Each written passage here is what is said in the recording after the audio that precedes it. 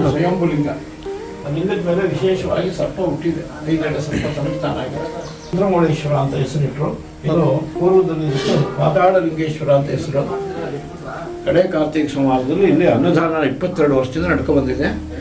ಎಲ್ಲರಿಗೂ ನಮಸ್ಕಾರ. ಮಾನ್ಯರೇ, ನಾವಿವತ್ತು ಶ್ರೀರಂಗಪಟ್ಟಣಕ್ಕೆ ಬಂದಿದ್ದೇವೆ. ವಾಟರ್ ಗೇಟ್ ರಸ್ತೆ ಕಡೆಯಿಂದ ನಾವು ಮುಂದೆ ಸಾಗಿದರೆ ದೂರದಲ್ಲಿ ಶ್ರೀ ರಂಗನಾಥ ಸ್ವಾಮಿ ದೇವಸ್ಥಾನ ಕಾಣಿಸ್ತಾ ಇದೆ. ಆ ಪಕ್ಕದ ರಸ್ತೆಯಲ್ಲಿ ನಾವು ಹಾಗೆ ಮುಂದಕ್ಕೆ ಸಾಗ್ತಾ ಹೋದರೆ ದೇವಸ್ಥಾನದ ಬಲಬದಿಗೆ ಕೋಟೆಯ ಮೊದಲ ಭಾಗದ ಒಂದು ಪ್ರವೇಶ ದ್ವಾರಕ್ಕೆ ನಾವು ಹೋಗ್ತೇವೆ.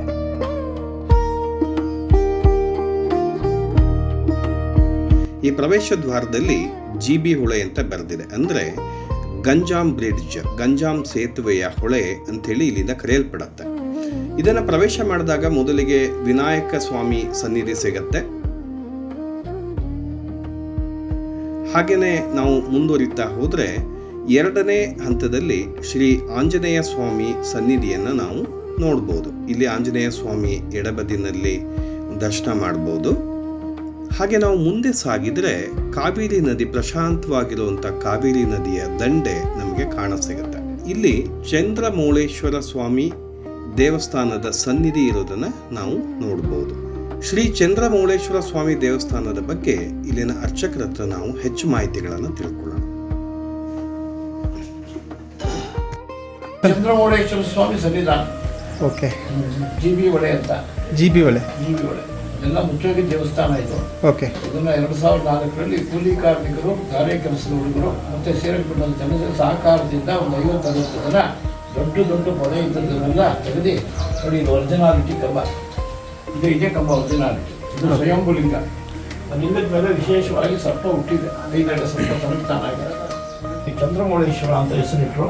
ಇದು ಪೂರ್ವದಲ್ಲಿ ಪಾತಾಳ ಲಿಂಗೇಶ್ವರ ಅಂತ ಹೆಸರು. ಕಡೆ ಕಾರ್ತಿಕ ಸೋಮವಾರದಲ್ಲಿ ಇಲ್ಲಿ ಅನ್ನದಾನ 22 ವರ್ಷದಿಂದ ನಡ್ಕೊ ಬಂದಿದೆ. ಇದೆಲ್ಲ ಭಕ್ತಾದಿಗಳು ನಡೆಸುವಂಥದ್ದು. ಪ್ರತಿಯೊಬ್ಬರು ಸಹಕಾರ ಕೊಟ್ಟು ಇದು ಮಾಡ್ತಾರೆ. ನಿತ್ಯ ಅನ್ನದಾನ 1 kg ಅಷ್ಟು ಪ್ರಸಾದ ವಿನಿಯೋಗ ಇರ್ತದೆ. ನಿತ್ಯ ಅಭಿಷೇಕ ಇರ್ತದೆ, ಹಾಲಭಿಷೇಕ, ಮೊಸರಭಿಷೇಕ ನಡೀತಾ ಇರ್ತದೆ. ಇಲ್ಲಿ ಗಣೇಶನ ದೇವಸ್ಥಾನ ಮತ್ತು ಚಂದ್ರಮೌಳೇಶ್ವರ, ಯಲ್ಲಮ್ಮ ತಾಯಿ ಮತ್ತು ಶಕ್ತಿ ದೇವತೆಗಳ ದೇವಸ್ಥಾನ ಇಲ್ಲಿದೆ. ಇಲ್ಲಿ ನಿತ್ಯ ನವಗ್ರಹ ಹೋಮ, ಮೃತ್ಯುಂಜಯ ಹೋಮ, ಅಶ್ಲೇಷ ಹೋಮ ಮತ್ತು ಪ್ರೇತ ಸಂಸ್ಕಾರ, ಪಿಂಡ ಪ್ರಧಾನಗಳು, ನವಗ್ರಹ ಹೋಮಗಳು ಇವೆಲ್ಲ ನಡೆಯುತ್ತೆ. ಇಲ್ಲಿ ಅಸ್ಥಿ ವಿಸರ್ಜನೆ ಮಾಡಲ್ಲ.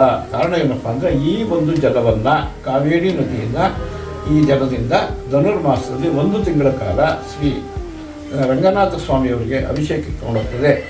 ಮತ್ತು ತುಲಾರಾಶಿಗೆ ಸೂರ್ಯ ಭಗವಾನ್ ಬಂದಾಗ ಈ ಕಾವೇರಿ ಜೊತೆಲೇ ಗಂಗಾ ಮಾತೆ ಜೊತೆಲಿ ಹುಟ್ಟುತ್ತಾಳೆ. ಕಾರಣ ಗಂಗೆ ಹತ್ರ ಹೋಗಿ ನಾವೆಲ್ಲ ಹೋಗಿ ಕರ್ಮ ಕಳೆದಾಗ ಅವಳಿಗೇನೆ ಆರೋಗ್ಯದಲ್ಲಿ ವ್ಯತ್ಯಾಸ ಆದಾಗ ಬ್ರಹ್ಮ ವಿಷ್ಣುವಿನ ಆಶೀರ್ವಾದದಿಂದ ನೀನು ತುಲಾರಾಶಿಗೆ ಸೂರ್ಯ ಭಗವಾನ್ ಬಂದಾಗ ನೀನು ಕಾವೇರಿ ಜೊತೆಲೇ ನೀನು ಉದ್ಭವವಾಗಿ 1 ತಿಂಗಳ ಕಾಲ ನೀನು ಕಾವೇರಿ ಹತ್ರ ಇದ್ದಾಗ ನಿನಗೆ ಎಲ್ಲ ಅದನ್ನು ತುಲಾ ಸಂಕ್ರಮಣ ಅಂತಾರೆ. ಆ 1 ತಿಂಗಳ ಕಾಲ 855 ಕಿಲೋಮೀಟ್ರ್ ಹೋಗ್ತಾಳೆ ತಲಕಾವೇರಿಯಿಂದ. ಅಲ್ಲಿ ನಿತ್ಯ ಸ್ಥಾನ ಇರ್ತದೆ.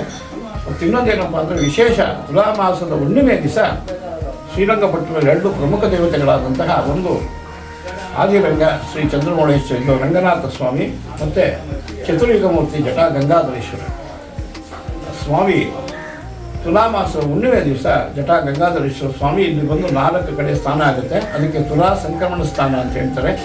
ಇದನ್ನು ಸುಖತೀರ್ಥ ಅಂತ ಒಂದು ಹೆಸರಿದೆ ಇದಕ್ಕೆ. ಮತ್ತು ರಂಗನಾಥ ಸ್ವಾಮಿಯವರು ಕೃಷ್ಣ ಪಕ್ಷದ ನವಮಿಯಂದು ಒಂದು ಕಡೆ ಸ್ಥಾನ ಆಗುತ್ತೆ, ಇನ್ನು 8 ಕಡೆ ಎಲ್ಲ ಕಡೆ. ಇದನ್ನು ಅಷ್ಟತೀರ್ಥ ಅಂತ ಹೇಳ್ತಾರೆ. ಇಲ್ಲಿ ನಿತ್ಯ ಪೂಜೆ ಇರ್ತದೆ. ಮತ್ತು ಕಡೆ ಕಾರ್ತಿಕ ಸೋಮವಾರ ರುದ್ರಹೋಮ, ಗಣಹೋಮ, ಕುಂಭಾಭಿಷೇಕ ಆಗಿ ಸ್ವಾಮಿಗೆ ಅನ್ನದಾನ ನಡೀ. ಇಷ್ಟು ಈ ಒಂದು ಇದು ವಿಶೇಷ. ಮತ್ತು ಹಲವಾರು ಜನ ಇಲ್ಲಿ, ನಾನು ಒಂದು 15 ವರ್ಷದಿಂದ ಸೇವೆ ಮಾಡ್ತಾಯಿದ್ದೀನಿ. ಭಕ್ತಾದಿಗಳು ಕಾಣಿಕೆಯಿಂದ ಇಲ್ಲಿ ನಡ್ಕೊಂಡು ಹೋಗ್ತಾ ಇದ್ದೀವಿ. ಸಣ್ಣದಾಗಿ ಟೆಸ್ಟ್ ಮಾಡ್ಕೊಂಡಿದ್ರೆ ಅದರಲ್ಲಿ ಪೂಜೆ ಮಾಡಿಕೊಡೋ ಕಾಣಿಕೆ ಎಲ್ಲ ಸೇರಿಸಿ ನಾವು ಪೂಜಾದಿಗಳು ಮಾಡ್ತೀವಿ. ಇದಕ್ಕೆ ನಮ್ಮದೇ ಅಂತಿಲ್ಲ, ಪ್ರತಿಯೊಬ್ಬರು ಇದಕ್ಕೆ ಸಹಕಾರ. ಶ್ರೀರಂಗಪಟ್ಟಣದ ಜನತೆಯಿಂದಾಗಿ ಋತ್ವಿಕರು ಅಂದರೆ ಯಾರು ಪುರೋಹಿತರು ಅವರು ಸಹಕಾರ ಮಾಡಿ ನಡೆಯುತ್ತೆ. ನೀವು ಸಾಧ್ಯವಾದರೆ ಬಂದರೆ ಕಡೆ ಕಾರ್ತಿಕ ನೀವು ಪಾಲ್ಗೊಳ್ಬೋದು, ಭಗವಂತನಿಗೆ ಕೃಪೆಗೆ ಪಾತ್ರ ಆಗ್ಬೋದು. ಇದು ಸನ್ನಿಧಾನದಲ್ಲಿ ನಡ್ಕೊಂಬರ್ತಿರುವಂಥ ಒಂದು ಕಾರ್ಯಕ್ರಮ.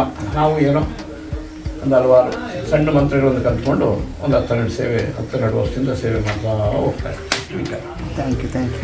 ಈ ವಿಡಿಯೋ ನಿಮಗೆ ಇಷ್ಟವಾಗಿದೆ ಅಂತ ಭಾವಿಸ್ತೇವೆ. ದಯವಿಟ್ಟು ಲೈಕ್ ಮಾಡಿ, ಶೇರ್ ಮಾಡಿ ಹಾಗೂ ನಮ್ಮ ಕೃಷ್ಣ ಭಕ್ತಿ ಚಾನಲ್ಗೆ ಸಬ್ಸ್ಕ್ರೈಬ್ ಆಗೋದನ್ನು ಮರಿಬೇಡಿ.